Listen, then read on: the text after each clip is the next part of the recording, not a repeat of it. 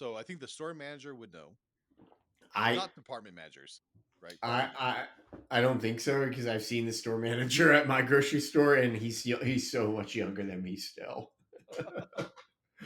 I am I am kind of unfortunately getting into that age where everybody is starting to be younger than me. Yep.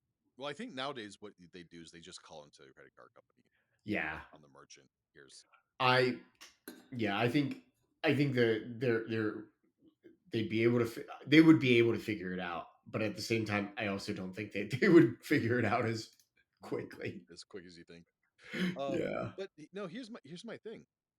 They so Bill wrote was like a week or two before. He's like in one of the meetings. He's like, we literally have to get at least 2 more weeks Yes. Yes. the week before, right? Yep. And Bill at that point something should have said, if I'm going to have the manhood to write an email to the board Mm-hmm. that this will fail and it needs 2 more weeks, Mm-hmm. when he got the denial, he should have said, okay, I know it's going to fail. I just told the board I had the kahunas for that. Yep. I should maybe prepare a plan in case it does, just in case I'm right. I Yep. should figure out what the process for doing this and let the store owners know that, if it doesn't go off great, Yes. cool, legit. Second time, the night before, he knew it was failing. Hours and hours before they ever contacted anybody, before the store closed, he knew it was going to go sell. At that point, he should have done a 911, not Yep. 7 o'clock the morning of. Yep. I agree. I And I don't agree with you. actually totally blame Bill, but I do partially. I. We know Sarah wasn't going to listen, Oh but yeah. you No. can kind of blame the bell ringer that if he takes the bell and puts it under the bed and then rings it. Yeah. Yeah. Yeah. That's my feeling. I kind of I'm in agreement with you. That me as a tech lead and everything, I think if I came to something and I'm like, okay, this is going to fail unless I Yep. was able, like, unless I'm sitting there playing politics and ready to lay it exactly at somebody's feet. And even Right. when, Unless you're trying to burn Sarah. yeah, well, no, no, no. So even then, if I'm trying to burn Sarah, what I would probably do is still Still go in the prepare background. everybody. Yeah, prepare everybody. Give them a code phrase, give them like some sort of a code phrase. Initiate Project Alamo or something silly like that, and be like, "All Bay of right, do." Pigs. Bay of Pigs. Yeah, don't like until I say this phrase. Do not say anything. Do not do anything, and then let Sarah cook. But like some people like Sarah, she's the type of person that can, and they figure it out. Like she's Teflon, just complete and utter Teflon. Yeah, that's amazing. Yeah. If we were all Sarah, the world would be a great place. Yes. Agreed. I So think if this book was written recently, they would have called Sarah. Uh, what's the new word? Catherine? No, Karen. Karen. No, no, she's not a Karen. Oh, not a Karen. No, she's not a Karen. She's definitely a Sarah. Okay, Because or so Sarah's. like, yeah, Sarah's out to make, like, she's out for herself. Karen's like just make out there to make everybody else look bad, whereas Sarah's out to lift herself up. Okay. Oh, okay. Cool. That's See, kind of that's how what I this see it. podcast is about, like elevating my awareness Of pop culture. of Unfortunately, pop culture. Yeah. you are blissfully unaware of pop culture, and here I am to bring pop culture to you, To risk. and I gotta watch The Office. I am terribly sorry for you. I Yes. have I will tell you this. I've only seen a couple of office episodes. I do not like The Office. I think it is a terror. I think it honestly. I think it is a really overrated show. I think it's terrible.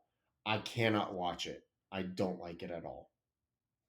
So there's my controversial take for everybody. Oh, what's going on? So exciting. I know. I'm sorry. I'll have to tell you later. All right, let's get back to it then. Yep. Okay. So we really actually haven't talked about anything in the book except the Yeah, I book. don't even know how Except to go about it. Like, I what's don't know your either. the I foresight think just score? I think The just talking about it in general. You know what? Yeah. So here's the general gist of the story. How about this? Um, so Bill gets called into the CEO's office, and he's made temporary VP or acting VP of IT. Bill doesn't want it, but he ends up getting convinced to do it, and he starts doing it. And he has to first start like putting out fires immediately. Well, let's then give a one little bit day, background about Bill. He's a Marine. He wasn't in yes, too long. I think you consider him like an E5. he's 5E6. Okay. And just like that kind of mentality, right? Good guy, about procedure, about discipline, and really kind of out of that. So he's not like gun ho, Mm-hmm. right? Mm-hmm. But very rigorous and will take on responsibility. Yep. Yep. Great guy. Just all around great guy. So he starts doing that, and he has to immediately start putting out fires. Now, the biggest thing is that the company Parts Unlimited is trying to release what they call the Phoenix Project. They've been behind in the market forever. Their stock is taking a big dive. They're getting hit. The board is freaking out. They're kind of getting ready. Like the CEO's job is on the chopping block. And on top of that, so is practically everybody else's. There's So is talk the of company that they're about to split the company up. that's exactly what I was going to say. Yep. Had to be to something. Yeah, you got to beat me to everything. So anyway, so that's like the scenario is very dire at this point. If they don't get Phoenix Project out and the Phoenix Project isn't successful, the company is not going to be successful. And this is like a 100-year-old company. Like think of it that way too, because that brings with it a lot of um, issues with IT. I've noticed with a lot of older companies that haven't never really like started out with technology and never really grew with technology, they have a very hard time adopting technology. If you ever Uh, worked in an old manufacturing plant, the IT isn't the problem. The entrenched mindsets of the foreman is the problem yes, I've I and have the done that. executives. I have worked in that type of an environment in Usually, you that know what I'm field. saying. I know exactly. Yes, you what you just said is beyond true in every one of those types of settings. It doesn't matter. Hmm. And it's frustrating because if you are a young person and you want to be a part of all that stuff, what is going on? Anyway, I'm gonna have to look at that later. Anyway, it's like it's beyond insane. You can't Hmm. do much. You can't do anything. You're having a really hard like. There's just no winning basically. Um, and that sucks because you like they want to be like they want to move forward. They want to be make more money, and they recognize that there's an issue, but they just have a hard time being able to adjust and adapt to the new stuff and want it and everything. And Hmm. and this is like so side conversation and everything. Like I have this conversation with my dad and my stepmom all the time because Hmm. they want to like they want to adopt the new technology, but they get so angry and so frustrated with it because they can't adapt to it. They don't adapt to it. And Well, it's that like, brings a point that the cost of adapting to a new technology is sometimes more than the cost of the implementation of it. yes, yep. And that's the thing that I have to tell them, or remind them, is it's like, Preach. look, you two are now, you are not the target demographic anymore. You are not the target demographic for these apps, for these Mm-hmm. TVs, for these phones, for any of this stuff. You are not. So you need to accept that you are not, and you need to accept. I get very passionate about this, and I'm trying not to right now. And you need to accept that, hey, I know it sucks and I know you want to use all of this stuff, but it's just not for you. Stick with what you're stick with what you have and stick with what you know and don't try to adjust to the new. So, well, and it's like it drives me up the wall because it's like my stepmom wants, like, they just use AOL still. AOL. And I'm like, why are you I still? was listening. There's still like 1.5 million AOL users for Yes. internet. Yep. Yep. It's just insane. There's still, and a lot of that is because of people are just entrenched in it. Yep. So, anyway, 1.5 whatever. million people are paying monthly subscription to AOL. It's just insane to me. That's so So, funny.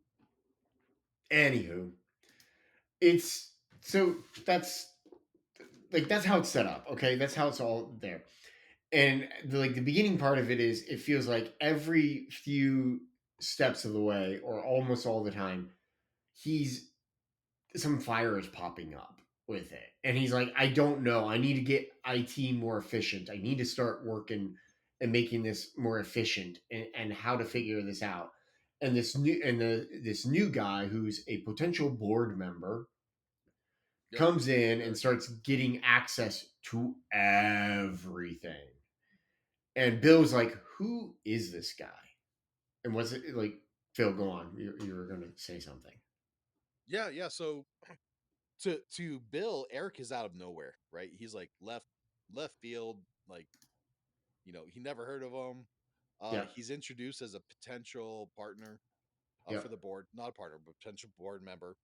And so he's called to the was it the office or the okay, he's called to the office, and Yeah. he first meets him over some donuts, as Hmm. a stack of donuts.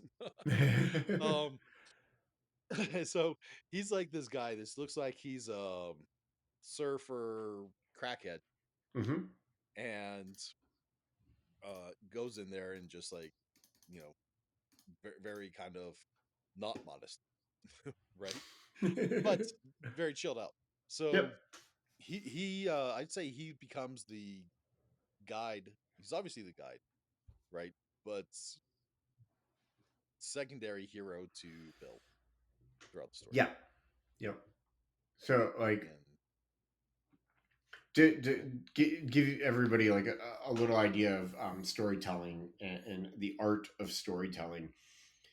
When you go and you look at like Joseph Campbell's Hero of a Thousand Faces, he kind of sits and points out that you have the hero who's like reluctant. You have the reluctant hero, the person who's like happy with their current life, and the way things are going. And then something comes in, some event happens that disrupts the hero's life.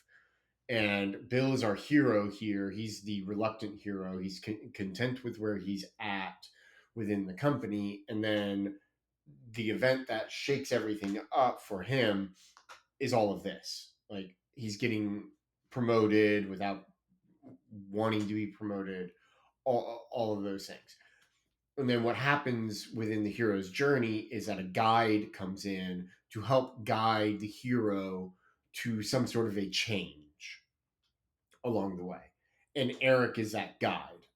If you are, one of some of the best examples are like Gandalf is a really phenomenal example of this in the Lord of the Rings, yep, or no, not Lord of the Rings, in the Hobbit. In the Gandalf is a yeah, he's guide throughout. in the, yep. Uh, Dumbledore is an example of this in the Harry Potter series.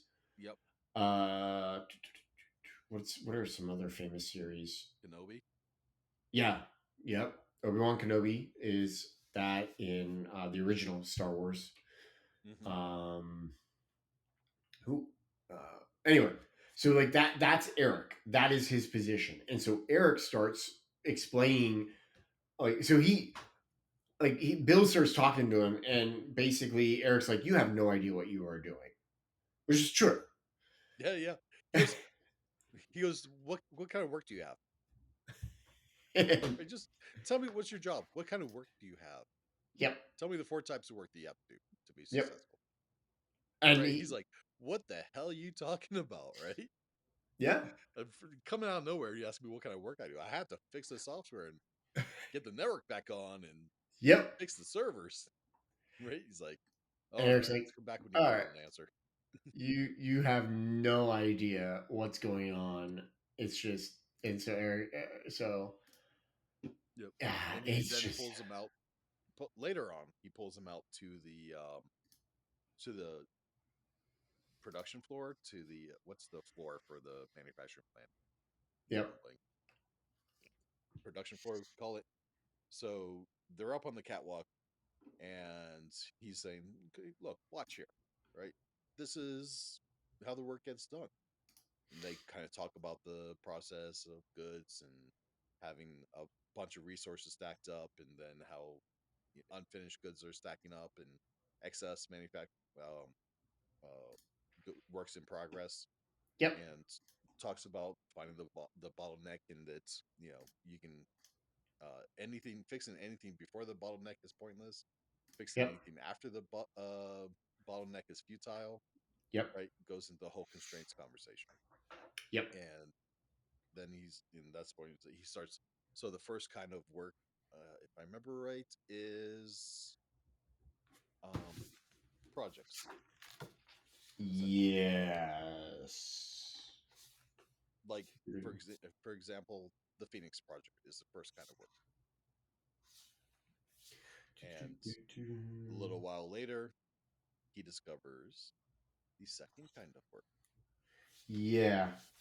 I wish What's the I second was. kind? Is it unplanned? Yeah, unplanned is the other. So one of the Right. yeah, sorry. I wish they had it written down in a much easier to access location. Check on page 91. Anyone? Hmm. Oh, the three ways.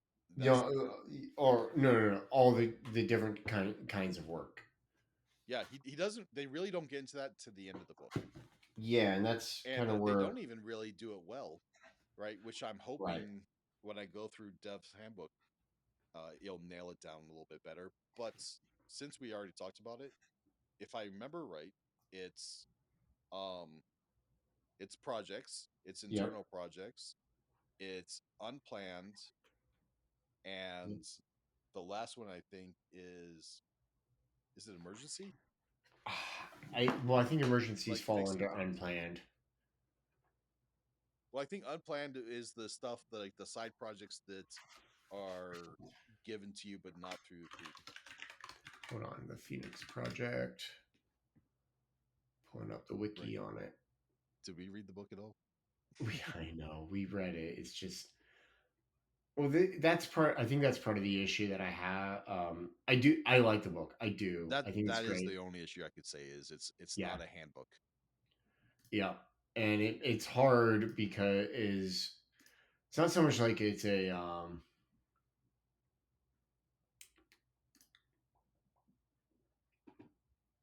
Sorry, I'm checking to see if I can. Wow, it doesn't actually have a Wikipedia page. On Goodreads. Like I don't. It's not a handbook, and I think that's fine.